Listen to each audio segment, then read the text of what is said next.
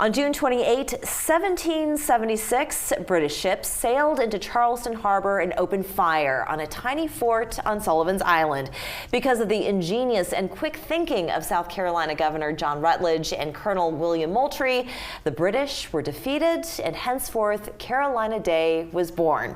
Well, joining us with more on the history and celebrations planned this year is Ariel Dinkins, event coordinator for the City of Charleston. Welcome. Thank you, Layla. All right, so, Carolina Day, it's a celebration that I think a lot of us newbies moving into the area didn't realize there was such a thing.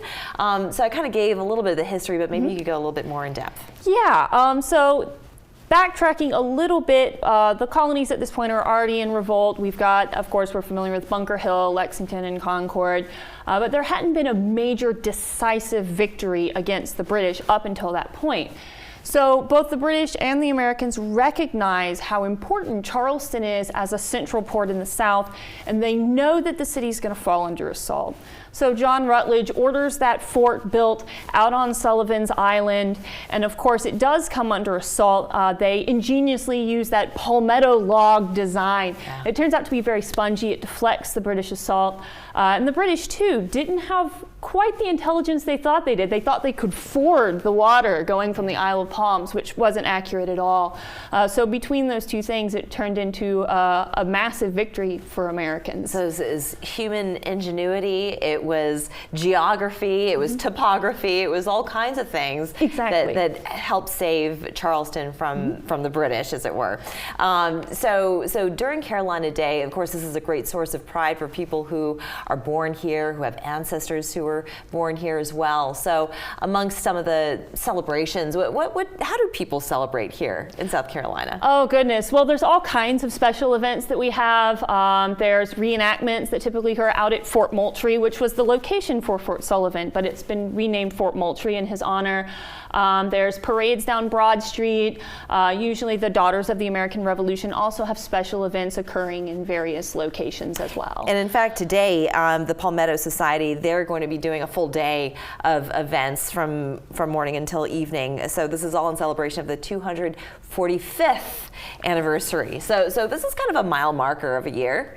Yeah, right? Absolutely. Yeah. So people who come to South Carolina to visit, would you recommend that they go out to Sullivan's Island, because it really is quite a sight to behold?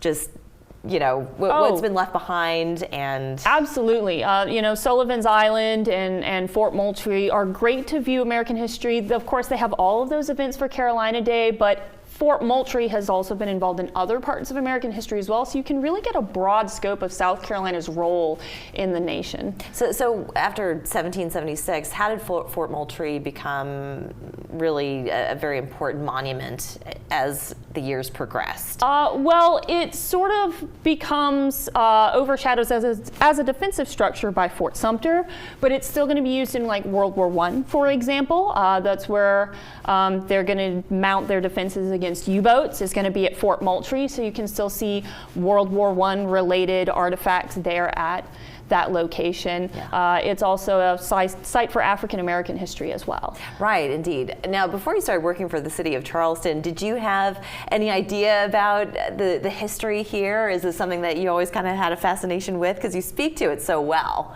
Oh, well, thank you. I studied history at CSU, so I knew some of it, but of course, working at the old Exchange Building and for the city, I was really able to dive in deep to it and learn some more of those intricate details. Yeah, let's talk about the Exchange Building for a second. So here's another place that a lot of visitors and people who live here who've not been there yet should go. What is there at the old Exchange Building? So the old Exchange Building was constructed in 1771 as a customs house. So it's dealing with goods coming and going off of what was then the richest city in colonial America. So think of it like the New York Stock Exchange of its day.